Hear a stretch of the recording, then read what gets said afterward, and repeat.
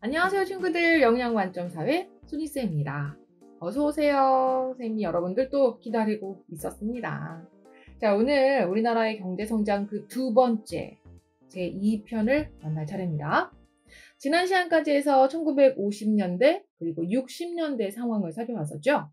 1950년대 하면 6.25 전쟁 이후 폐허가 된 우리나라. 다른 나라의 도움으로 소비재 산업을 주로 발전시켰고요. 1960년대 하면 정부가 경제개발 5개년 계획을 세우고 추진하기 시작한 1962년이라는 시기가 있었죠.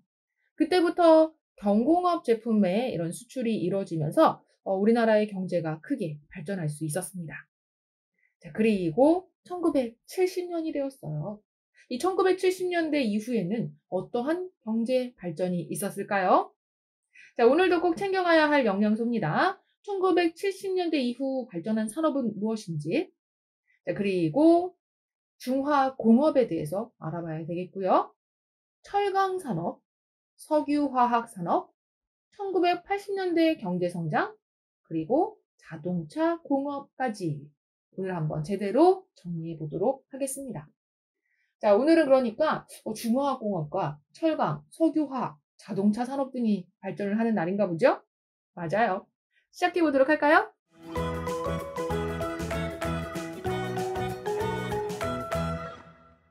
지난 시간 우리 경제개발 5개년 계획 배워봤었죠?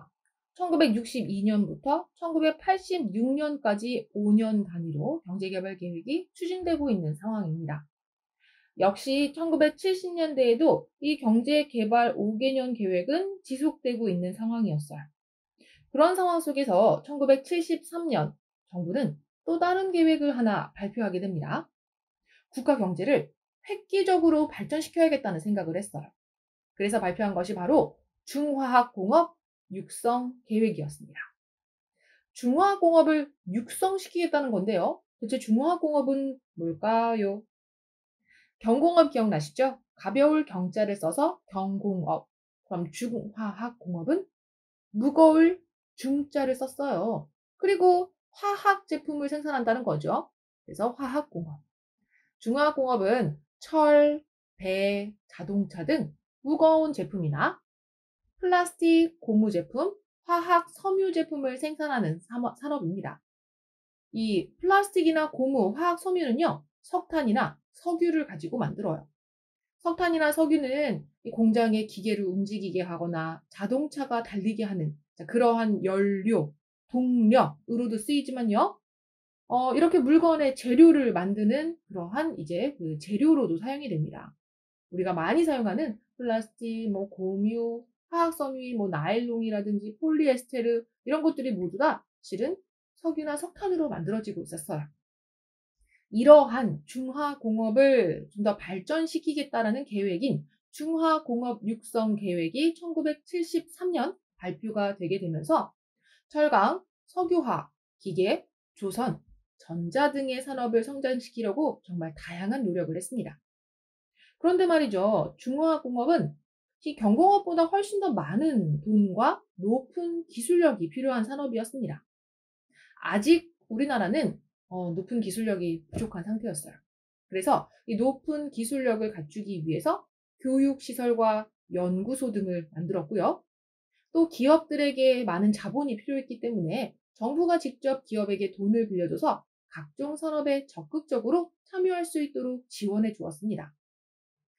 당시 한국과학기술연구소와 같은 곳들이 생겨났고 또 울산에는 석유화학 단지가 만들어지기도 했어요. 자, 그러면서 우리나라의 경제도 예전보다 더 크게 성장했겠죠? 생각해 보세요, 여러분. 신발이랑 섬유를 만들어 파는 나라가 있고요. 신발, 섬유는 물론이며 자동차와 선박도 만들어 파는 나라가 있어요. 신발을 몇 켤레를 팔아야지만 이 자동차 한 대 값이 나올까요? 우와. 배 한 척을 건조하는 데 들어가서 이제 그 들어가는 이제 비용들과 또 이걸 판매해서 얻는 소득들을 생각해 보세요. 신발 섬유만으로는 얻을 수 없는 정말 큰 수익들이 들어오게 되는 거죠. 그래요. 더 비싼 가격에 팔 수 있는 선박과 자동차를 만들어 팔면서 우리나라 또한 경제가 이전보다 더 크게 성장할 수 있게 되었던 겁니다. 자, 우리나라의 산업이 급격하게 성장하면서 제품을 만드는데 또 많은 재료가 필요해졌어요. 자동차 만들려면 철도 필요하고, 그쵸? 또 이 자동차의 타이어를 만들어야 되니까 석유화학공업도 더 발달이 되어야겠죠? 하지만 그때까지만 해도 필요한 재료는 대부분 다른 나라에서 수입해 오고 있었습니다. 이걸 좀 바꿔보고자 정부는 중화공업 중에서도 철강산업, 석유화학산업을 빠르게 발전시켰어요. 이 두 가지가 바로 여러 가지 제품을 만드는 데 필요한 재료를 만드는 산업이거든요. 철강산업과 석유화학산업. 자, 이래서 정부의 지원으로 이러한 기업들이 철, 합성 섬유, 합성 고무, 플라스틱 등 다양한 재료를 개발하고 생산하며 성장할 수 있었습니다.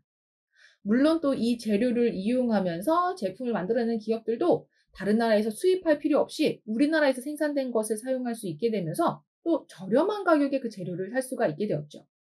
계속해서 서로서로 기업들이 도움을 주고받으며 성장할 수 있었겠네요. 자, 결국 1970년대에 정부는 경공업 중심의 산업 구조를 좀 바꿔보려고 중화공업 객세 육성 계획을 발표하고 철강, 석유화학, 기계, 조선, 전자 등의 산업을 발전시켰고요. 경공업보다 중화공업은 많은 돈도 필요하고 높은 기술도 필요했기 때문에 교육시설과 연구소도 짓고 또 기업은 낮은 이자로 많은 돈을 이제 정부에게 빌릴 수 있게 되면서 크게 성장할 수 있게 되었습니다. 1970년대 기업들은요, 또 현대화된 대형 조선소를 만들기도 합니다. 조선소. 조선소의 이 조선은요, 배를 만든다라는 뜻을 가지고 있어요.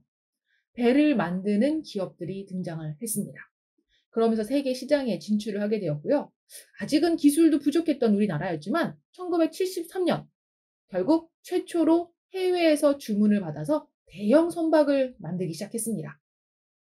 이렇게 만들기 시작한 지 얼마 되지 않아서 우리나라의 이 배는 값도 저렴하지만 튼튼하기로 또 소문이 나며 우리나라의 수출을 이끄는 산업이 조선 산업이 될 수 있었습니다.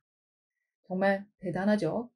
아무것도 없었던 나라에서 이렇게 1960년대, 70년대를 지나면서 이제는 세계의 조선 산업을 이끄는 또 우리나라의 이 경제 발전을 이끄는 그러한 중화공업들이 크게 성장할 수 있게 된 거예요. 정말 멋지죠? 결국 1973년 이후에 우리나라의 조선 사업은 급성장하게 되고 연간 건조 실적, 곧 배를 하나를 만들 때 이제 건조라고 하거든요. 이 건조 실적이 65만 5천 건으로. 그래서 결국 이 조선을 통해서 얻은 실적은요. 수출 실적이 1억 9천만 달러로 급증했다고 합니다. 세계 5위권 안에 드는 수준이었다고 해요. 정확하긴 몰라도 시작하자마자 얼마 있지 않아서 세계 5위권이라니 진짜 대단하다라는 생각이 듭니다. 자, 이렇게 조선 산업만 발달한 게 아니라 또 다른 철강 산업과 석유화학 산업이 먼저 발달했다는 것도 기억해 두도록 합시다. 이 두 가지를 먼저 발전시킨 이유는요. 그래요. 제품을 생산하는데 필요한 재료를 만드는 산업이라는 거죠. 그렇기 때문에 철강 산업과 석유화학 산업이 먼저였어요. 자, 다음은 1980년대로 가봅시다. 자동차 산업이 본격적으로 또 성장하던 시기였습니다. 1970년대 조선업, 그리고 1980년대는 자동차 산업. 자, 세계 시장에 자동차를 수출하면서 크게 성장할 수 있게 되었습니다. 우리나라의 유명한 자동차 회사들 알고 계시죠? 자, 이 회사들이 또 꼼꼼하고 이제 아주 튼튼한 그런 자동차들을 잘 만들어내면서 세계 시장에서 인정을 받기 시작했어요. 그와 함께 1980년대에는 기계산업, 전자산업도 크게 발전했습니다. 정밀 기계라든지 기계 부품, 그리고 텔레비전과 같은 것들이 주요 수출품으로 자리 잡을 수 있게 되었어요. 이렇게 1980년대에는 철강 석유화학 산업뿐만 아니라 조선, 자동차, 전자제품, 정밀기계 등이 고르게 발전하면서 이제 우리나라는 중화학 공업 중심으로 산업 구조가 바뀌게 되었습니다. 1950년대에서 60년대 우리 농업에서 공업 중심, 특히 경공업 중심으로 우리의 경제가 발전을 하기 시작했고요. 1970년대, 80년대를 거치면서는 이제 산업 구조는 경공업에서 중화공업 중심으로 바뀐 거예요. 세계적으로 우수한 제품을 생산할 수 있게 되었고 또 중화공업 제품은 가격이 비싼 만큼 수출액도 늘어나고 국민 소득도 빠르게 증가해서 사람들의 생활 수준도 크게 성장할 수 있었습니다. 1970년만 하더라도요. 경공업과 중화공업의 그 비율을 보면 경공업이 100개 중에 81.8개를 팔았다면 한 18개 정도를 이 중화공업 제품을 수출할 수 있었습니다. 자, 곧 이 중화공업의 수출 비율이 18.2% 뿐이 되지 않았어요. 하지만 1975년, 5년 뒤 중화공업이 33.9%로 그 비율이 늘어나고 반면 경공업은 66.1%로 비율이 줄어들었습니다. 그러다가 1985년이 되었을 때는 경공업이 중화공업에 뒤처지게 돼요. 다른 말로 중화공업이 경공업을 앞서게 되었습니다. 우리나라의 이 공업 수출 비중을 보니 중화공업은 59.5%를 차지하고 있었고 경공업은 40.5%로 바뀌어 있었어요. 우리나라의 산업의 중심이 바로 중화공업으로 바뀌었다는 사실을 알 수 있게 해주는 거죠. 자, 여기까지 1970에서 80년대의 경제성장의 특징을 정리해봤습니다. 오늘 정말 많은 산업들이 나왔으니까 좀 헷갈리죠? 그래서 한 번 더 얘기를 해드리자면 1970년대에는요. 먼저 철강산업, 석유화학산업, 조선산업이 발달했고요. 1980년대에는 기존의 철강산업과 석유화학산업과 함께 자동차산업, 기계산업, 전자산업도 발달했습니다. 아시겠죠? 자, 그럼 퀴즈 타임. 자, 이것은 무엇일까요? 철, 배, 자동차 등 무거운 제품이나 플라스틱, 고무 제품, 화학, 섬유 제품을 생산하는 산업입니다. 무거울 중 기억해야겠죠? 중화학공업 되겠습니다. 1973년 정부는요. 국가 경제를 획기적으로 발전시키려고 이것을 발표했는데요.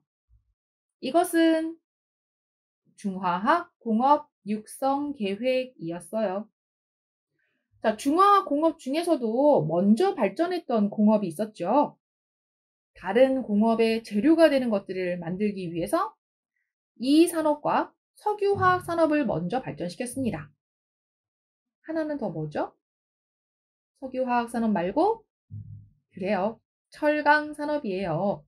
이 철강을 만들 수 있어야지 자동차도 만들고 조선업도 발전시킬 수 있었겠죠? 자, 다음으로는 1980년대에는 또 다른 산업들이 발전을 하기 시작하죠. 정밀 기계라든지 또는 기계 부품, 텔레비전과 같은 것들을 만들어낼 수 있게 되었고요. 또한 세 글자, 바로 자동차 산업도 발전할 수 있었습니다. 자, 1970년대에는 철강, 그리고 조선사업, 1980년대에는 자동차 산업이 발달했다는 것 꼭 기억하도록 하세요. 자, 우리나라의 산업 구조는 결국 1980년대에 들어서면서 경공업에서 중화공업 중심으로 바뀌게 되었습니다. 오늘은 이게 가장 중요한 내용이었어요. 선생님은 다음 시간 또 여러분들 기다리고 있도록 할게요. 그때 만나요. 안녕!